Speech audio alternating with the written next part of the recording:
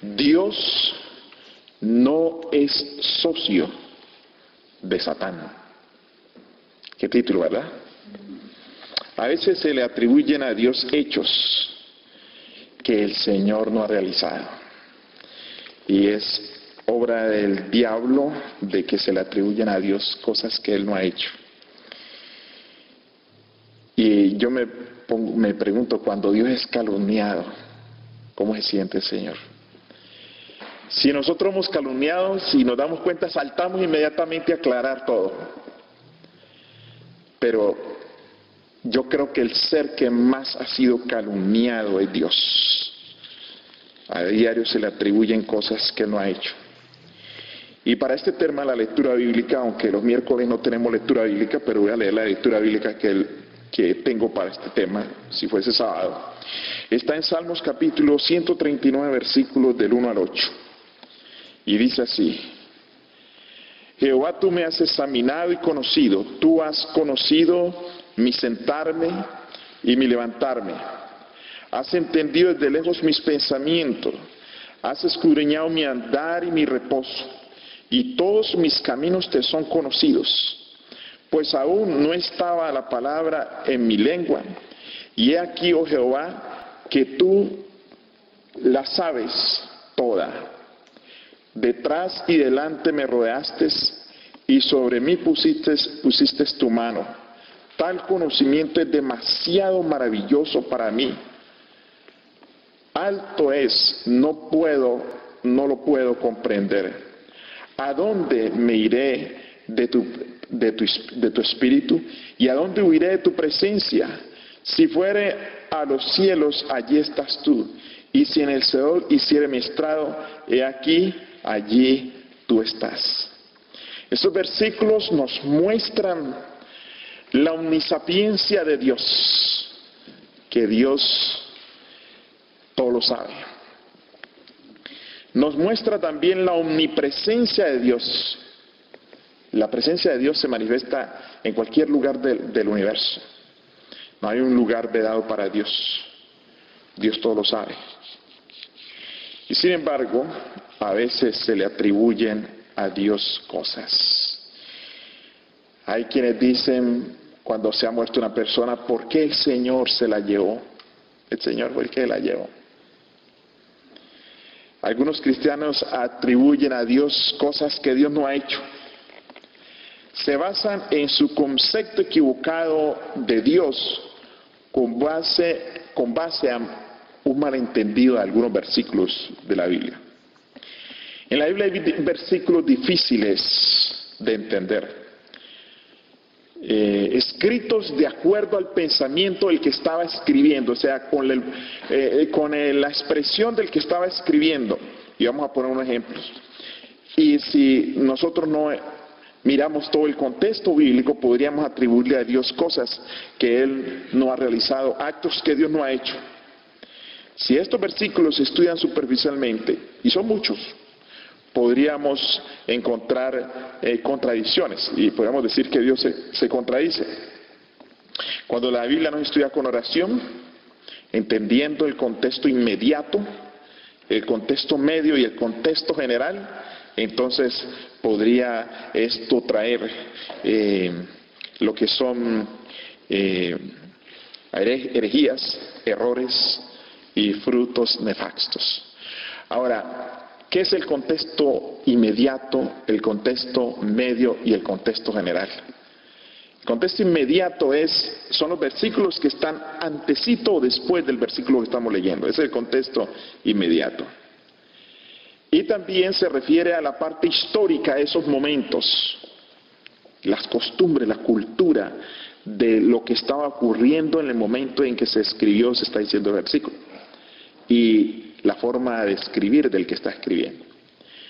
El contexto medio es lo mismo, pero ya se refiere en el resto de capítulo o capítulos que lo rodean o el libro. Es el contexto medio. Y el contexto general es toda la Biblia. Hay que mirar toda la Biblia para ver de la manera en que actúa Dios, para que la forma de expresarse de un individuo no nos pueda hacer malinterpretar lo que Dios quiere decir allí. Por ejemplo, Los tres primeros evangelios expresan de que el Espíritu Santo engendró a Jesús, pero el libro de Juan dice que el Verbo se hizo carne. O sea que son cosas así que nosotros tenemos que tratar de entenderlas. Yo quisiera traer algunos ejemplos. Y ha habido personas en la historia que han dado conceptos erróneos de Dios. En una oportunidad, estando allí en AUC, en la universidad, estaba yo expresando mi concepto acerca de algo y me dijo otro estudiante, es que sigues la línea de Agustín. Y le dije, primero, yo sé que existe Agustín y sé lo que escribió, pero a mí no me interesa lo que escribió. Estoy tratando de dar una opinión basado en las Escrituras. Y de paso que no me llama mucho la atención lo que enseñó Agustín, porque Agustín fue una persona que envenenó el cristianismo con conceptos erróneos, tal como la predestinación. Y mucha gente dice, no, a mí me pasó esto porque Dios me predestinó a que eso sucediera. Mi destino, Dios me meditó a pecar. Y hay muchos que atribuyen entonces a Dios despropósitos.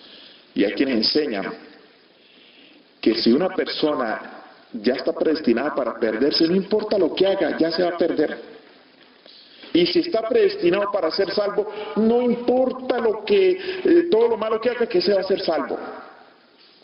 Hay algunos que creen eso. Recuerdo que la otra estaba escuchando un predicador, perdónenme la palabra, diciendo bestialidades.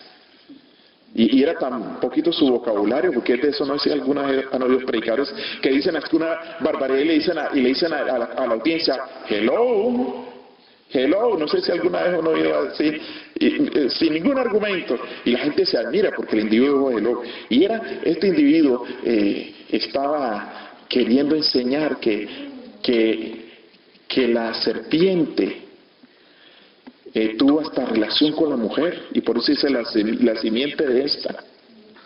Son unas barbaridades. Y estos individuos enseñaban acerca de predestinación, de que Dios tenía todo predestinado. Pero vamos a ver unos ejemplos en la Biblia, y vamos a ir a Éxodo capítulo 6, versículo 2, y vamos a leer el versículo 3 también allí. Vamos a empezar a ver aquí versículos que nos muestran que Dios no es socio del enemigo, porque sucede algo malo. Dice, no, Dios envió al enemigo que hiciera eso. Dice aquí, habló todavía Dios a Moisés y le dijo, yo soy Jehová. Y aparecía a Abraham, a Isaac, a Jacob, como Dios omnipotente. Mas mi nombre Jehová, en mi nombre Jehová no me di a conocer a ellos. En otras palabras, que cuando Dios se le apareció a Abraham, o le habló a Abraham, a Isaac y a Jacob, se presentó como Dios que omnipotente, como un Dios poderoso. Pero no se dio a conocer a ellos, ¿de qué manera? No se dio a conocer con su nombre Jehová. Ahora, de paso yo quiero decirles una cosa, que mucha gente no quiere, y hay versiones de la Biblia que ya no traen la palabra Jehová, sino que dicen el Eterno. O sea, que ponen una sola característica de Dios.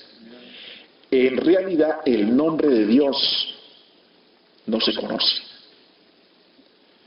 Porque los antiguos eran tan respetuosos del nombre de Dios que simplemente lo escribían y después empezaron a escribir aparte las consonantes y aparte las vocales, y no lo pronunciaban, y el nombre de Dios, cómo se pronunciaba y cómo es el nombre de Dios en hebreo, se perdió.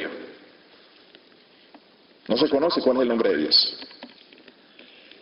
Pero a Moisés le es revelado el nombre de Dios, aunque sea por escrito. Y el nombre que más se asemeja al nombre de Dios, hasta donde han llegado los expertos, es Yahvé o Jehová, o en inglés Jehová. Es solo el que más se asemeja, pero hay gente que no quiere saber nada con ese nombre. Hasta versiones dicen el Eterno. Pero la realidad es que el Señor, Moisés le preguntó al Señor, ¿cómo te llamas? Y el Señor le dijo esa expresión en hebreo, yo soy, el gran yo soy, el gran Jehová. Por eso le dice aquí en este capítulo, yo te di mi nombre. y a ellos no me presenté así. Luego le dice en el versículo 6, por tanto dirás a los hijos de Israel, yo soy Jehová, y yo os sacaré debajo de las tareas pesadas de Egipto, y os libraré de su servidumbre, y os redimiré con brazo extendido y con juicios grandes. Y os tomaré por mi pueblo, y seré vuestro Dios, y vosotros sabréis que yo soy Jehová vuestro Dios, que os saco debajo de las tareas pesadas de Egipto. Ahora viene aquí algo interesante. Y dice, y os meteré en la tierra por la cual alcé por mi mano jurando que la daría a Abraham, a Isaac y a Jacob, y yo os la daré por heredad. Y pone ahí como si fuera la firma del Señor, yo Jehová. Ahora, vemos aquí entonces que el Señor manda a Moisés a que saque al pueblo de Egipto, las instrucciones. Es interesante cuando le dice Moisés al Señor, Señor, ¿cómo voy a librar ese pueblo con ese ejército tan grande que tiene el faraón, que tienen los egipcios? Y entonces el Señor le dijo, ¿qué tienes en la mano? Moisés le dijo, una vara. Dijo, con esa vara vas a ir a librar al pueblo. Pero con esta vara. Le dijo, extiéndela. Y la extendió y se volvió una serpiente. Y Moisés subía y dijo, cógela por la cola. Y la cogió por la cola y se volvió vara otra vez. Señor, yo quisiera ver otra prueba, porque es que, ¿cómo voy a liberar a ese pueblo? Mete tu mano en tu seno. La metió, sácala, y la sacó llena de lepra. Métela otra vez y la sacó sana. O sea, el Señor empezó a mostrarle a Moisés que Él iba a librar al pueblo con poder. Pero es interesante cuando vamos al capítulo 4 y el versículo 21. Porque ahí en el capítulo 4 y el versículo 21 nosotros encontramos algo que nos parece que vamos a empezar a ver algo como una parte, como si hubiera una parte injusta de Dios. Y dice el versículo 21, y dijo Jehová a Moisés, cuando hayas vuelto a Egipto, mira que hagas delante de Faraón todas las maravillas que os he puesto en tu mano, pero yo endureceré su corazón de modo que no dejará ir al pueblo. Es como una especie de contradicción. Vas a decirle que saque a Faraón, que deje ir el pueblo, pero yo le voy a endurecer el corazón para que no lo deje ir. O sea que si el Señor está interesado en sacar el pueblo de Egipto y ha prometido liberar al pueblo de Egipto, ¿cómo ahora se va a poner a endurecer el corazón a Faraón para que no lo deje ir? Ahora, veamos el capítulo 7, versículo 3. Y el capítulo 7, versículo 3 dice, de nuevo, y yo endureceré el corazón de Faraón y multiplicaré en la tierra de Egipto mis señales y mis maravillas. Vuelve a decir que le va a endurecer el corazón. Capítulo 9, versículo 12. Pero Jehová endureció el corazón de Faraón y no los oyó, como Jehová le había dicho a Moisés. Capítulo 10, versículo 1. Y Jehová dijo a Moisés, entra a la presencia de Faraón, porque yo he endurecido su corazón y el corazón de sus siervos para mostrar entre ellos estas mis señales. Está endureciendo el corazón, supuestamente. Ahora vamos a ir al versículo 20. Versículo 20 dice, pero Jehová endureció el corazón de Faraón y éste no dejó ir a los hijos de Israel. Capítulo 11, versículo 10. Y Moisés y Aarón hicieron todos estos prodigios delante de Faraón, pues Jehová había endurecido el corazón de Faraón y no envió a los hijos de Israel fuera de su país. Capítulo 12, versículos 29 y 30. Y aconteció que a la medianoche Jehová hirió a todo primogénito en la tierra de Egipto, desde el primogénito de Faraón que se sentaba sobre su trono hasta el primogénito del cautivo que estaba en la cárcel y todo primogénito de animales. hasta los pobres encarcelados, les mataron a su hijo mayor en la casa. Y el primogénito Faraón, el primogénito de todo el mundo y hasta el primogénito de todos los animales. Una persona tenía sus gallinitas y la gallinita mayor la mataron también. Otra señora tenía unos perritos y el perrito que primero murió también. El mayorcito de los perritos murió. Todos. Y dice el versículo 30, y se levantó aquella noche Faraón y todos sus siervos y todos los egipcios, y hubo un gran clamor en Egipto, porque no había casa donde no hubiese un muerto. ¿Cómo es posible que el Señor haga esto? Le endurece el corazón a Faraón y después le mata al hijo por tener ese corazón tan duro y no dejar ir al pueblo de Israel. Interesante. ¿Será un Dios injusto? Endurece el corazón de Faraón para que no deje ir a Israel y luego, ¿qué hace? Mata a todos y luego los castiga. Mata a su primogénito y el primogénito de todas las personas de Egipto y los animales. Miren lo que dice aquí la pluma inspirada en Patriarca y Profeta, página 223. No fue ejercido un poder sobrenatural para endurecer el corazón del rey.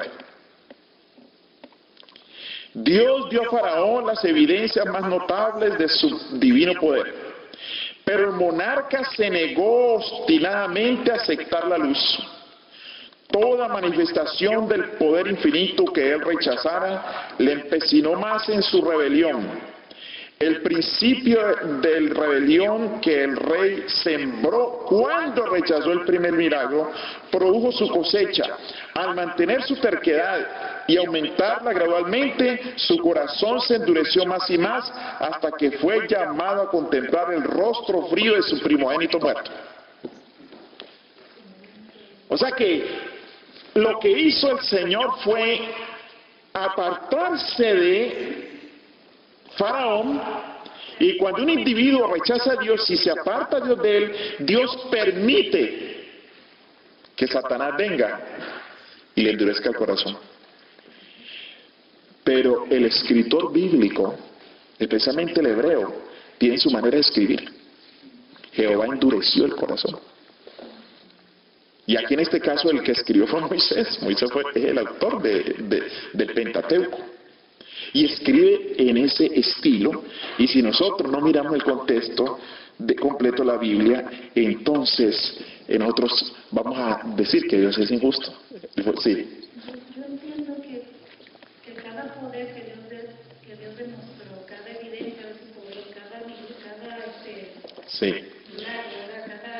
milagro, cada cosa que Dios hacía, cuando quitaba la plaga, al reino creer eso mismo con lo que... Exactamente, le endurecía el corazón. Ahora, Dios permitió que el enemigo intentara endurecer el corazón. Dios solo permitió.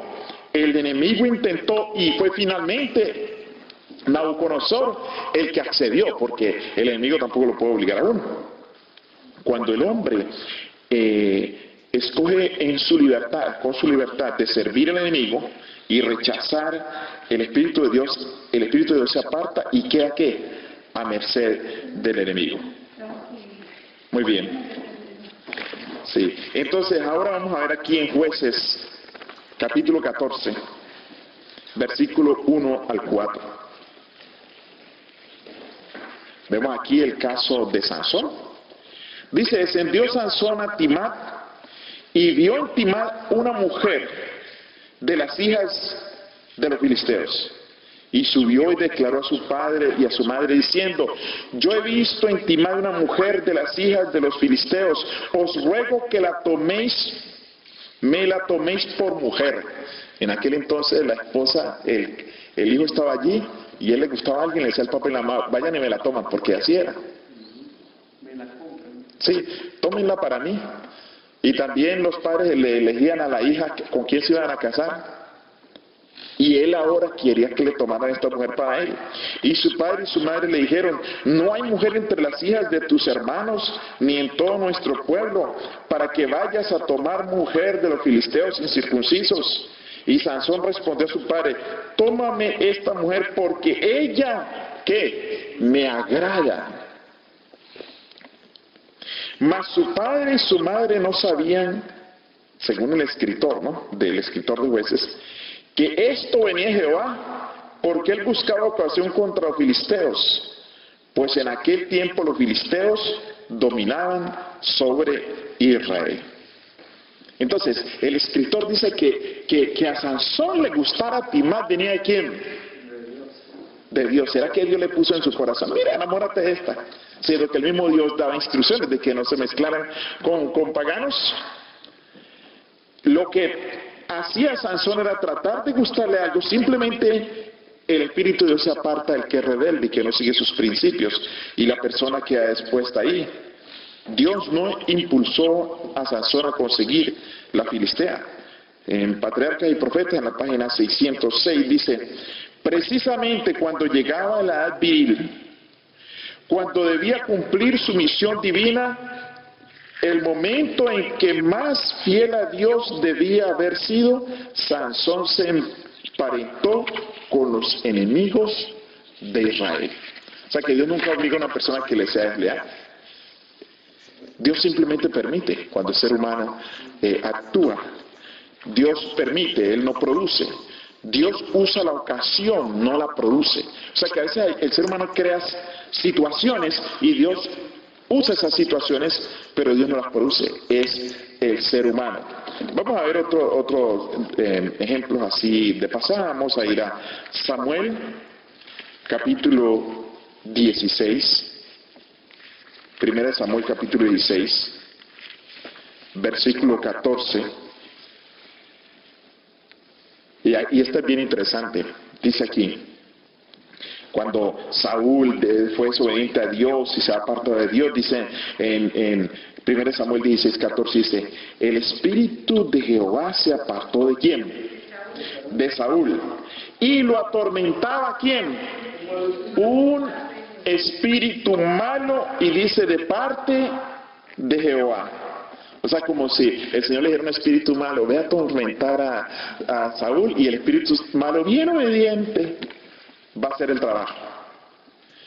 Y dice el versículo 15, y los criados de Saúl le dijeron, he aquí ahora un espíritu malo de parte de Dios te atormenta. Diga pues nuestro Señor a tus siervos que están delante de ti, que busquen alguno que sepa tocar el arpa, para que cuando esté sobre ti el espíritu malo de parte de Dios, él toque con su mano y tengas alivio. Es decir, como si el espíritu malo le tuviera miedo al arpa. Versículo 17. Y Saúl respondió a sus criados, buscadme pues ahora alguno que toque bien y tráemelo. O sea que si toca mal, de pronto el espíritu malo no se va. Entonces uno de los criados respondió diciendo, he aquí, yo he visto a un hijo de Isaí de Belén que sale a tocar y es valiente, vigoroso, hombre de guerra, prudente en sus palabras, hermoso. Jehová está con él. Y Saúl envió mensajeros a Isaí diciendo, envíame a David tu hijo, el que está con las ovejas. Y tomó Isaí un asno cargado de pan con una vasija de vino y un cabrito, y lo envió a Saúl por medio de David su hijo. Y viniendo David a Saúl, estuvo delante de él, y él lo amó mucho, y le hizo su paje de armas. Y Saúl envió a decir a Isaí, yo te ruego que esté David conmigo, pues ha hallado gracia en mis ojos. Y cuando el espíritu malo de parte de Dios venía sobre Saúl, David tocaba el arpa y tocaba con su mano. ¿Y qué pasaba? Y Saúl tenía alivio y estaba mejor, y el espíritu malo se apartaba de él. O sea que la música, según esto, la música que hacía espantaba el espíritu malo de parte de Dios. O sea que cualquiera puede pensar, ese espíritu es alérgico a la música. Ahora, ¿será posible que un espíritu malo ¿Dios envía un espíritu malo a que atormente a una persona? Simplemente Dios le da la oportunidad a la persona de tener libre albedrío. Y entonces lo que hace aquí es que la persona, al apartar a Dios, al ser rebelde, Dios se aparta y Dios no previene específicamente lo que va a ocurrir. Y al apartarse el Señor da la oportunidad a Satanás de mostrar sus principios, pero Dios también lo limita. Porque Dios tiene misericordia. ¿Por qué? Satanás, porque hay gente que le atribuye a Dios todo. O sea que hay gente que ni cree en Satanás, ni cree en diablo. Pero la Biblia dice claramente que Dios hace reuniones con su consejo divino. Dios tiene asistente, vamos a decir. Y la Biblia muestra, si nosotros leemos, pero no vamos a leer ahora en Job capítulo 1, vamos a leer el versículo 6, dice, un día vinieron a presentarse delante de Jehová los hijos de Dios, y entre los cuales vino también Satanás. Y el Señor le dice aquí que el Señor le preguntó dónde viene Satanás, y Satanás dijo, vengo de la tierra. Es decir, que esta escena no se está llevando a cabo en la tierra, sino en un sitio donde está Dios y donde van hijos de Dios, en otras palabras, representantes de todos los mundos. Y Satanás, como se hizo el dueño de este mundo, él conquistó este mundo, fue allí representando al planeta Tierra. Y dice el versículo 12, dijo Dios a Satanás, cuando él le pidió que le permitiera tentar a Jacob, dijo a Satanás, he aquí todo lo que tiene está en tu mano, solamente que no pongas tu mano sobre él. Y salió Satanás delante de Jehová. Y lo que hace el Señor es simplemente permitir, pero la misma vez Dios le da al ser humano la luz y el poder, si lo solicita, para que rechace el mal, si desea. En nosotros está ser librados del mal, si nosotros buscamos a Dios y le pedimos. Por eso en la Biblia, Saúl en su corazón permite que el enemigo lo tome y actúe a través de él, y él mismo es el que le permite. No es que Dios, los espíritus malos, sean bien obedientes a Dios y hagan lo que Dios les manda. Dios no les manda hacer absolutamente nada malo. En el versículo 18 dice que Saúl sentía celos de David. Cuando venían de combatir, de la guerra, dice la Biblia que las mujeres decían, Saúl hirió a miles y David a 10,000. ¿Y qué hizo Saúl? Dice, y se enojó Saúl en gran manera y les desagradó este dicho y dijo, a David dieron 10,000 y a mí 1,000. No le faltaba sino que le dieran el reino. O sea, nosotros vemos la actitud. Después ahora ve la amistad entre David y su hijo Jonatán. Y entonces ese espíritu malo que él está permitiendo es el que lo atormenta. Dice el espíritu profecía, dice Saúl, en Patriarca y Profetas 700, página 704, dice, Saúl abrió su corazón al espíritu de los celos, envenenó su alma, no obstante las lecciones que había recibido el profeta Samuel, en el sentido que Dios lograría todo lo que decidiera y nadie podía estorbarle. El rey manifestó claramente que no conocía en verdad los propósitos ni el poder de Dios. El monarca Israel oponía su voluntad a la del infinito. Saúl se entregó al dominio del espíritu malo que lo gobernaba. La envidia hacía de Saúl un desgraciado y ponía en peligro la humildad en peligro la vida del humilde súbdito de su trono. ¿Cuánto daño indecible ha producido en nuestro mundo este mal rasgo de carácter, es decir, la envidia? Satanás ponía de manifiesto su propio carácter al excitar la furia de Saúl contra aquel que no le había hecho daño. Es claro que en el cielo hay un consejo divino, hay un concilio divino en el cielo. Y el concilio divino decide, en el Antiguo Testamento nos muestra que el concilio divino, Dios se reunía con su concilio. En una oportunidad que ellos iban a tener iba a haber una guerra, un combate contra los asirios, ellos no podían subir a combatir. Entonces venían, el rey el rey de Israel llamó a los falsos profetas y le decía, sube a combatir. Pero el rey de Judá le decía, mi señor, ¿no hay aquí algún otro profeta que consultes? Eso está, que no maré en 1 Reyes 22 del 19 al 23, le decía, no. Sí, aquí hay un profeta, se llama Micaías, pero ese siempre me profetiza mal, hasta en la cárcel lo tengo. Y le dijo, no, llame al Señor, llámelo al profeta. Y vino el profeta y le dijo, quiero que me profetices bien esta vez. Subimos a combatir y él dijo irónicamente, ve, sube que vas a triunfar. Y le dijo, ¿hasta cuándo te digo que me profetices bien? Y entonces él dijo, yo vi a Jehová sentado en su trono con todo su ejército. Y él les pregunté, ¿cómo haremos para que Acab suba y caiga en combate? Y el uno decía de una manera y decía de otra, pero vino delante del uno y dijo, yo sé. ¿Y cómo lo harás? Dijo, voy a ponerle palabra de mentira en la boca de todos los profetas para que lo hagan ir y muera. O sea que ahí muestra que el diablo propuso y el Señor le permitió, propuso ir a poner palabra de mentira porque Dios no enseña mentira.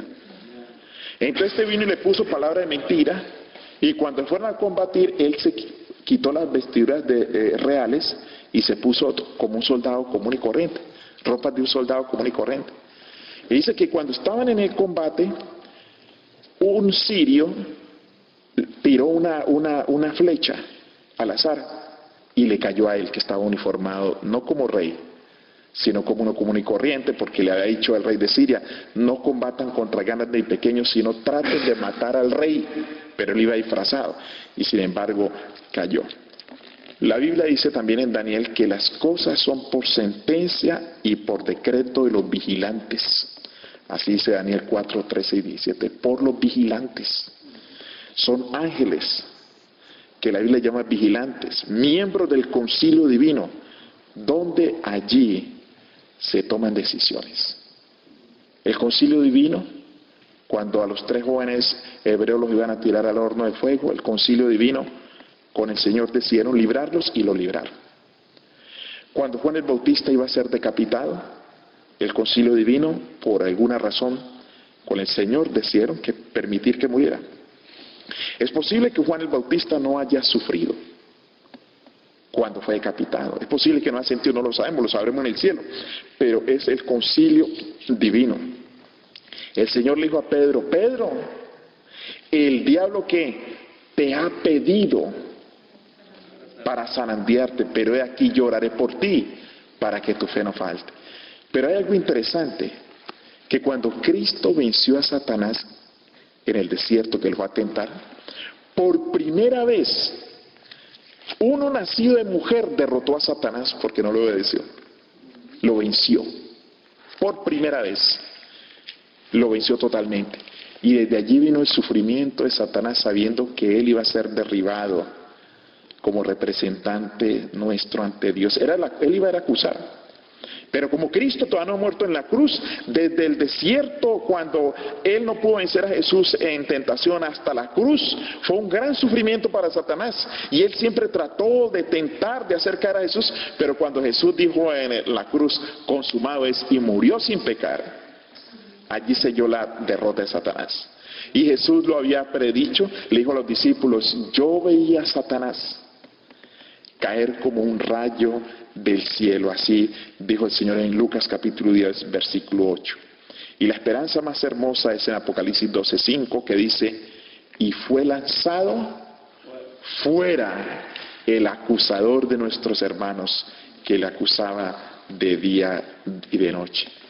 Dios nos puede restituir, Dios restituye, Dios ayuda al ser humano y Dios nos protege si nosotros queremos. Y nosotros podemos tener garantía en Dios, porque Cristo venció al Satanás. Cuando nosotros nos enfrentamos al mal, el mal nos trata de atacar, el diablo es un enemigo derrotado, porque Cristo le derrotó. Dios quiera que nosotros siempre recordemos esto. Vamos a ver de que Dios no produce las cosas malas, Él simplemente las permite. Dios quiere para nosotros lo bueno, Dios quiere que nosotros triunfemos. Que Dios les bendiga. Amén.